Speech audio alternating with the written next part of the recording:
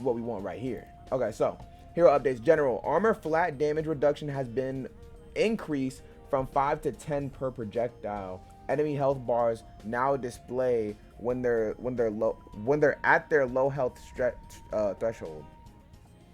Developer comments: the armor changes have had a positive impact on which heroes and damage types are slowed down by armor health. We're increasing the damage reduction on it. To further widen the pool of heroes that are significantly affected by armor's defense. So does that mean it's like, okay, so that would mean like hit scans. Hold on, let me just also mute my my Elgato real fast. But this means that like Sojourn, McCree, everybody that has an actual projectile that's not like a laser or something, it's gonna have a little bit harder time, you know what I'm saying, getting through the tanks. Tank roll passive. Ultimate generation reduction increased. Generation reduction increased from 30 to 40%. Knockback resistance reduced from 50 to 40. Dealing damage to tank heroes will be slightly less rewarding with the increased reduction to ultimate generation. It will help balance the increased healing that they may help balance out the increased healing they may receive with the change to the damage roll passive in this patch. While knockback resistance was genuinely useful for tank heroes and their emphasis on positioning, it was also reaching the point where it was difficult for players to tell if knockback abilities were having an effect on them. But I also feel like, bro, the only knockback abilities that were having an effect on anybody was really like Lucio, bro. Like Lucio boot was really just like affecting a lot of tanks. And I also feel like the ultimate generation reduction really didn't need to happen. It was already bad before, but now it's just like you're kind of making it so that no one is getting rewarded at all for killing a tank. So it's just like it was already bad, bro. I feel like people didn't really charge their ult too fast. You know what I'm saying? But Diva developer comment: the maximum duration of defensive matrix is increased by half a second by reducing the rate at which resource meter drain while in use, so it won't take longer to regenerate. The increased damage on micro missiles will help the ability feel relatively more impactful against larger health pools. Okay, they're saying reducing the rate of which the resource meter drains when in use. So basically it's a buff. Yeah, maximum duration increase from 3 to 3.5. Yeah, I mean, this is a good change. I feel like, because I feel like before, bro, like every time I play a diva, bro, it's more like all I have to do is just pressure her and make her use her matrix, and then when she's done with matrix, I can just call it out to my teammate and we all focus her. But I also feel like the micro missiles might be a bit oppressive to DPS, even though it might not be the tank. But I feel like we're gonna have to see where that goes. Most of Doomfist's survivability is through his excellent mobility, but this boost to his passive overhealth generation will enable him to stay in the fight longer before disengaging, especially when hitting multiple targets with abilities. Overhealth gain per target increase from 35 to 40. Delay before overhealth begins to drain increase from 1 to 3 seconds. Okay, that's actually really good. That actually makes Doomfist an actual little bit more viable tank, because I feel like a lot of things that people have been complaining about when it comes to Doomfist is just like Doomfist is just like too away from his team. He doesn't play around the team. He doesn't do this. He doesn't do that. So I feel like with this, it gives him a little bit more time to kind of terrorize, bro. But if he is a good Doomfist and he is terrorizing your team, buddy, I don't know. It might be. I don't know, bro. Like I don't know how I feel about these last two changes. The Diva Doomfist like shit, bro. We're definitely gonna have to see like what happens here, bro. I think the Doomfist change is pretty tame. I don't know about this Diva change. I think the micro misses are a bit much, but I mean, it is what it is. Junker Queen development comments. Junker Queen is relatively small and fast for a tank hero, so commanding shout doesn't need a ton of bonus health to be effective. The increased wound healing better rewards her for managing her abilities well. Overhealth increase from 150 to 175. Wound damage self-healing multiplier increase from 2 to 2.5. So she actually got a good buff. I thought that it was gonna be a nerf for a second, like, you know what I'm saying, the way the developer comments have made it seem. But I love that. I love that Junker Queen is actually getting some love, bro. I feel like she's not the most OP, but she's the most like kind of in the middle of the pack kind of character right now. So, you know what I'm saying? I actually love this for Junker Queen. I actually like that she's getting some love and that she's actually getting a buff that's actually relatively good and might actually move her up. Developer comments: Cardiac Overdrive is Maga's primary tanking ability that keeps him in the fight, but the previous duration was difficult to counter. It is now a more potent effect with a shorter duration to increase the importance of choosing both the right moment to use it as Maga and when to try mitigating against it as an enemy. Overrun knockback damage increased from 25 to 30. Damn. Stomp damage increased from 60 to 75. Damn. That's a whole Reinhardt swing, bro. 60 to 75, bro. That's a whole Reinhardt hammer swing, bro. I don't know if I like that, bro. I don't know if I like that, bro. Cause they get stunned and they get stomped on for 75 damage, bro. I don't know if I like that, bro. And the knockback being 30, it's not bad, bro. But I just don't feel like it needed to be touched. I feel like his overrun is already really good because he literally just doesn't get stopped by anything. I think that alone makes him way better than like what makes the ability already like really strong because he's not able to be stopped by anything. Like he gets free contests, he doesn't get hit, like he can't get slept, he can't get speared. So I feel like adding a little bit more damage is like a little bit of a risky dice. But I feel like Maga, I don't know, man.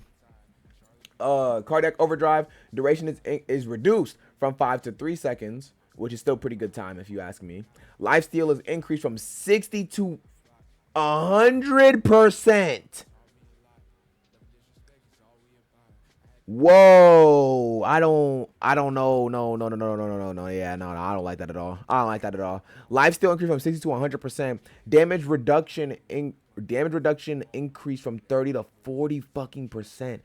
Allies now only receive half of life steal and damage reduction of effect value, bro. But that's still really good for Maga, bro. That's really good for Maga, bro. Cause the damage reduction that's almost on the level of Arisa, bro. With the life steal of, ooh, yikes! I don't think they know what to do with this character, bro. Because I mean, I think that's a bad change, bro. Giving him 100, you could have given him like 70 or 75, bro. But 100%, even if it is 3 seconds, bro, that's almost like healing your whole health bar. Imagine you're just feeding a whole bunch of shots into a roadhog, bro. You're gonna be living for a long time, dude. Arisa. Developer comments. The Fortify and Javelin spin abilities were weakened further than necessary when Arisa was overly dominant. She has not been performing well since then, but in this patch we are broadly adjusting how impactful the role is, so there is room again to return some of Fortify's effectiveness. Duration increased from 3.5 to 4 seconds. I don't think this is going to do much for Arisa. I don't think the problem is Arisa's survivability, which is what they're targeting here. It's more of Arisa's damage and impact in a fight. I feel like the only time, especially me as a tank player, I'm able to have an impact is when, as Arisa, is when I'm either disabling another person's ult or I'm getting blue beam by Mercy, and then I'm able to actually put some shots on people. But for the most part, bro, the healers are able to out heal Arisa's damage. She doesn't really have a lot of strong like damage output. She's just overall like just mid right now. She's not really good. She's not really bad. She's just in the middle of the pack right now. And with everyone else getting buffs and her getting this minor buff, I don't think it's gonna really change anything for her placement. So. Ramatra, developer comments, the pummel damage adjustment is notable as it reduces the number of punches required to knock out a 250 health hero. Bonus armor increased. I love that. Bonus armor increased from 225 to 300. And pummel damage increased to 60 to 65. They buff Ramatra! Yes! Yes, bro. Ramatra has been so mid for so long. I don't think this is going to put him in the upper echelon, bro. But it's a start. Yes, Ramatra, you're playable now. Maybe. I don't know, bro. Maybe you're playable, bro. Just in case you get counter swapped, you might not be, but still, bro, I'm still happy, bro. So happy that they buffed my boy Ramatra, bro. They're buffing all the tanks, bro, actually. Developer comments. One of the design goals for Reinhardt is to be a hero that shields his team. In the past, we've reduced the barrier health significantly in order to improve other offensive aspects to his kit to better fit the fast-paced gameplay of Overwatch 2. But perhaps it was too much. We still want to avoid barriers being mandatory due to how useful they can be and keep the tank diversity at a healthy level. However, with this patch, looking at the tank role in particular, we are increasing Reinhardt's barrier health again and will evaluate further. Okay, so Reinhardt finally isn't a baby back bitch. I love this, bro, because most of the time, bro, like when you're trying to be a shielding Reinhardt, you don't really have a lot of shield health. So if you're turtling, I mean, if you are turtle, bro, you're obviously gonna get pushed over, bro. But God forbid you're turtling with 14,000 shield health, bro. You're gonna get punked, bro. And also with damage, with a lot of these characters doing a lot of shield damage and able to do a lot of shield damage, like Cass is able to spam down, was able to spam down Reinhardt's shield when it was at 1400 with like, you know what I'm saying, two fan the hammers. And on top of that, when you have 5 people all aiming at the shield and all looking at the Reinhardt, bro, he's not going to be able to do anything because he's a big ass target. His shield's going to be on cooldown and he's going to get bullied. So I'm actually really glad that they're doing this change, bro. Barrier regeneration rate increased from 140 to 160 health per second, and wall impact damage increased from 275 to 300. Yes, we're back, guys. Oh my god, we're so fucking back, bro. Shout out to Ryan. No wonder he was feeling so good, bro, because I was actually playing Reinhardt off stream, bro, and I was like, Ryan feels in particularly good right now, bro. And people were talking about his people were talking about him getting a buff and talking about Maga getting a buff. And I wanted to save the patch notes for stream, so you know what I'm saying, that's what I'm doing. Roadhog developer comments: the pig pen ability wasn't very useful outside of being used for the chain hook combo, so we're increasing its potential threat if an enemy stays within its area. Area damage after being activated increased from 30 to 45 damage per second. Recovery time reduced from 0.55 to 0.4. Cooldown now begins immediately when used instead of a short delay. Okay, no cap. This is actually a really good. Buff for Roadhog. One, because they are completely right. It was literally not even being used except for literally just the pig pen chain combo. But you know what I'm saying, now it actually feels like an actual trap, along with the fact that it's not really that noticeable. Like, it's actually really small. Excuse me.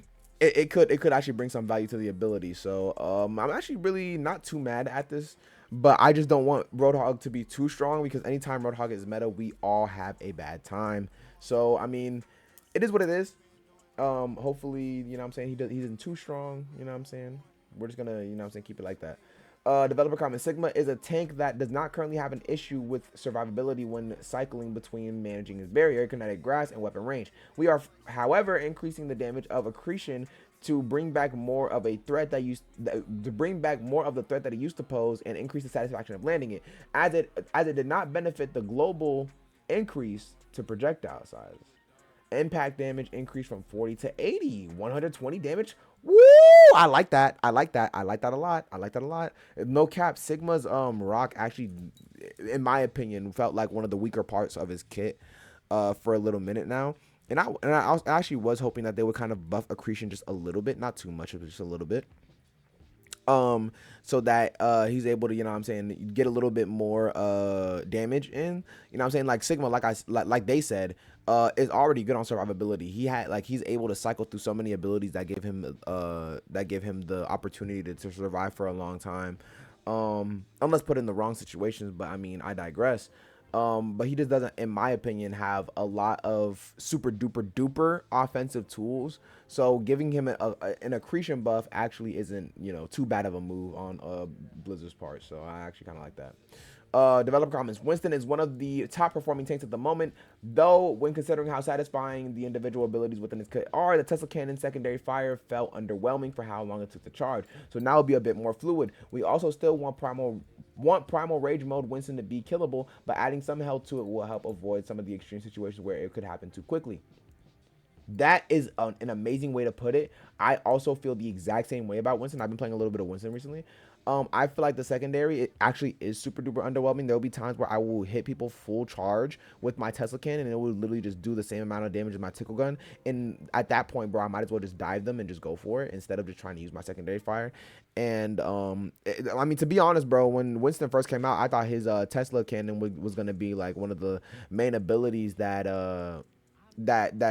that was gonna make him, stand out as a tank. And even though he's still one of the best performing tanks, I also still feel like the secondary fire could use a little bit of a touch up. So, secondary fire charge time reduced from 1 second to 0.85 seconds. That's a good change.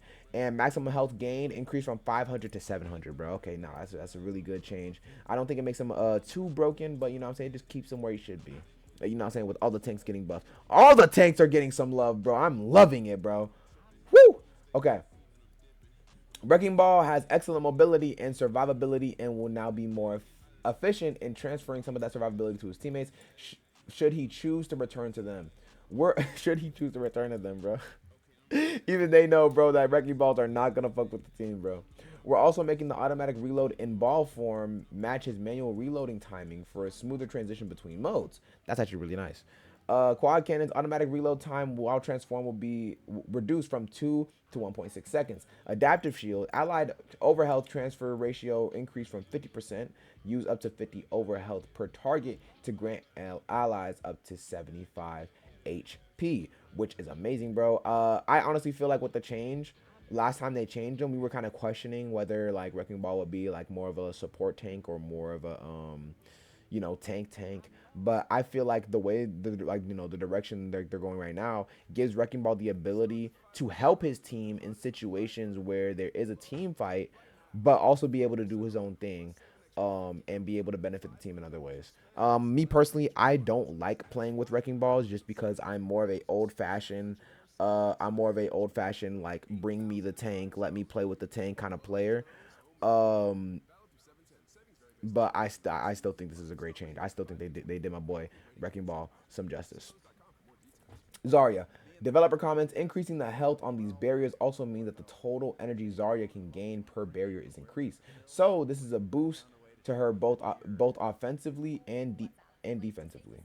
Particle barrier health increased from 200 to 225. Duration increased from 2 to 2.5.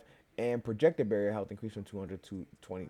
Same thing. So, um, I mean, I feel like Zarya just doesn't need any more survivability.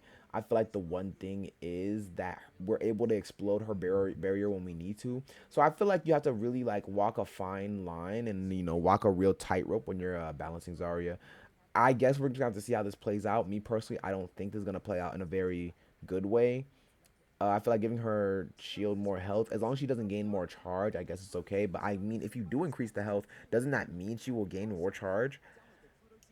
We'll have to see. I'm pretty sure it does because I was playing some Zarya off stream and I did notice that my charge levels were actually really high because when I bait people into what I'm saying using their abilities on my bubble, it's like what I'm saying, I get my shit full. So I ended up I think I got one time I got 45. So I don't know, man. I'm got to see. Oh my god. We have more shit for damage. Okay, damage roll passive now only half as effective against tank heroes. Yes, that's beautiful. Actually, I actually really love that because bro, tank, bro, Loki felt kind of oppressed, bro. I feel like when DPS were looking at tank, bro, it's like we couldn't get healed through shit. So honestly, bro, like being able to get healed through some of these situations is the best thing we could have, bro. And I'm so glad that they actually took that into consideration. Um, I mean, I don't think that lowering the knockback was really needed, bro. I feel like damage just needed to be tweaked a little bit. I don't think that tank themselves needed the knockback or the damage. Not the damage, but the ultimate reduction buff. But I mean, shit, man. Do you? Ash, developer comments. The big Omnet Butler takes a lot of incoming fire and will now be more resistant to knockbacks and critical damage. That is nice. Bob now gains the tank roll passive ability. It's a small change. It's a great change. Moving on.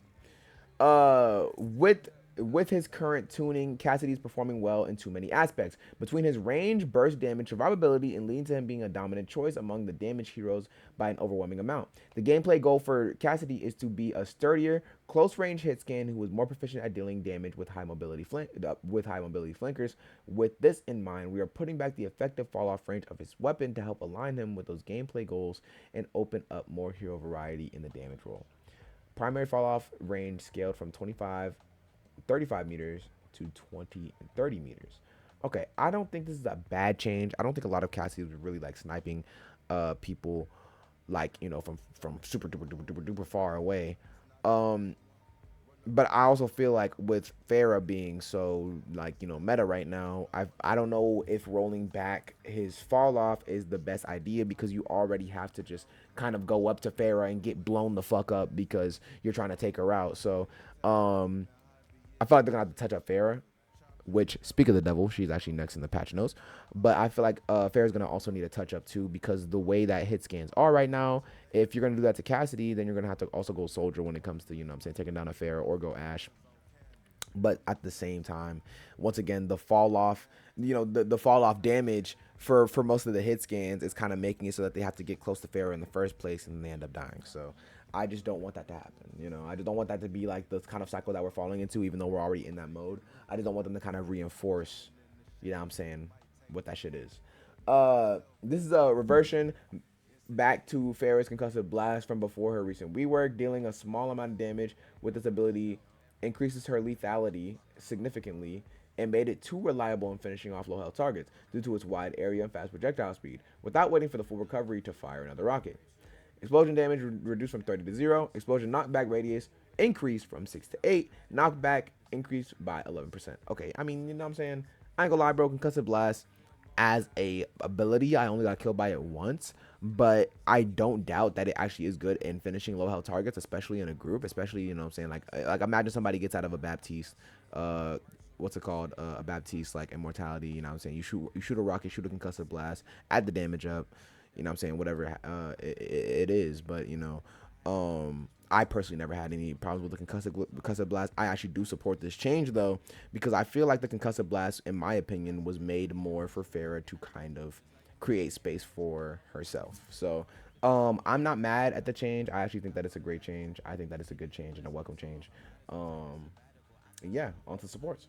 Developer comments: rather small change here, but we'd like to minimize the amount of time tanks can be taken out of the fight, and they are also the easiest targets to hit with sleep dart.